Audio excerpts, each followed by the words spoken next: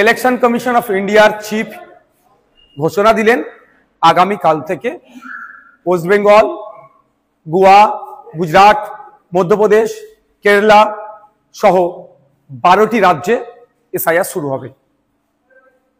এখন তারা কোথায়? তাদের বক্তব্য শুনতে আমার ইচ্ছে করছে। যারা বলেছিল পশ্চিমবাংলা এসআইআর হতে দেব না, করতে দেব না, তাদের অবস্থান কি? আটকাতে পেরেছে?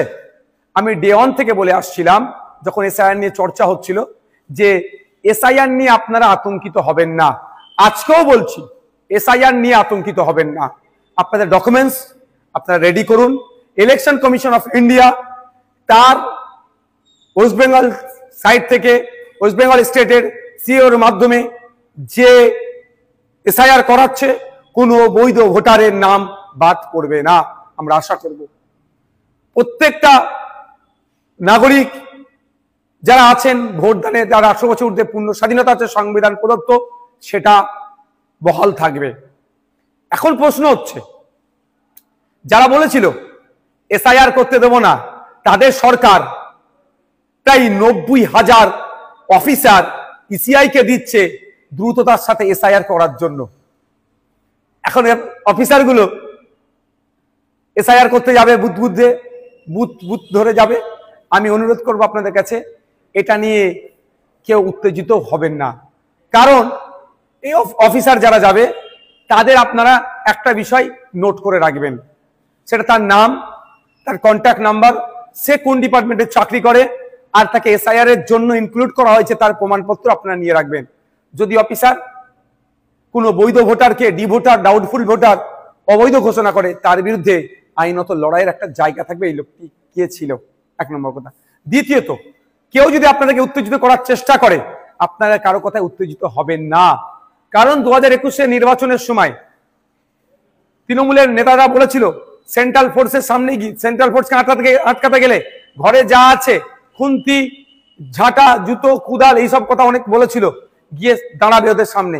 এই করতে গিয়ে শীতলকুচিতে সেন্ট্রাল ফোর্সের গুলিতে 4 জন মানুষ মারা গিয়েছিল।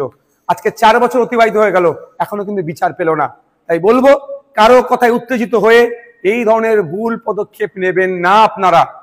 দেখুন, এটাতে বেশ কটা স্টেপ রেখেছে।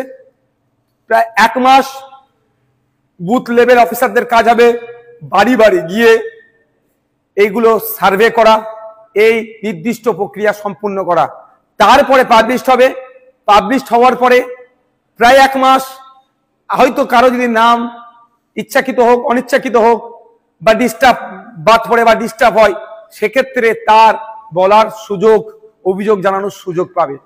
একটা অনেক টাইমের এটা একটা প্রক্রিয়া আছে।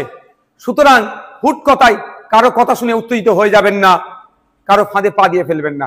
এবার আমি উদাহরণস্বরূপ বলছি, আমার বাড়ি জাঙ্গিপাড়া বিধানসভার ফুরফুরা শরীফ অঞ্চলের 90 নম্বর বুথে, আর আমি চিৎকার করছি, আপনার বাঁকুড়াতে অমুক বুথে নাম বাদ পড়েছে, বীরভূমে অমুক বুথের নাম বাদ পড়েছে। তার আগে আমার প্রথম কাজ হবে আমার বুথটাতে সকল ভোটারদের নাম ঠিক আছে কি না নাই, সেটাও তাহলে আমি একটু দেখে নেওয়া। যেটা আমি সমালোচনা করছি, এটা নিয়ে সোচ্চার হচ্ছি। আমাদের বুথের রাম কাকা, রহিম চাচা, ফতেমা মা বা সীতা মায়ের নাম ঠিকঠাক আছে কি বৈধ ভোটারগুলোর, সেইগুলো একটু আমরা দেখে নেব। যখন বুথ হয়ে যাবে, অঞ্চল দেখব সবার ঠিক আছে নাকি। অঞ্চল হয়ে গেলে বিধানসভা, বিধানসভা হলে জেলা, জেলার পরে রাজ্য। সুতরাং আমার বলার এটাই বক্তব্য, কারো কথায় উত্তেজিত হবেন না। উত্তেজিত তারাই করতে চাইছে যারা রাজনৈতিক কারবারিরা। এই রাজনৈতিক কারবারিদের ফাঁদে পা দেবেন না। আর এসআইআর নিয়ে অযথা আতঙ্কিত হবেন না। আপনার কাছে যে ডকুমেন্টস আছে যথেষ্ট এসআইআর এ, অর্থাৎ নাম থাকার, অর্থাৎ বৈধ ভোটার হয়ে থাকার। তারপরেও বলে দিচ্ছি আপনাদের, আমরা ইন্ডিয়ান সেকুলার ফ্রন্টের পক্ষ থেকে হেল্প ডেস্ক আমরা করছি, এবং ভাঙনের জন্য স্পেশাল হেল্প ডেস্ক আমি করব। ওখানে যদি কারো কোনো রকম যোগাযোগ, কারো কোনো রকম কোয়ারিজ থাকে, আপনারা আমাদের সাথে যোগাযোগ করবেন।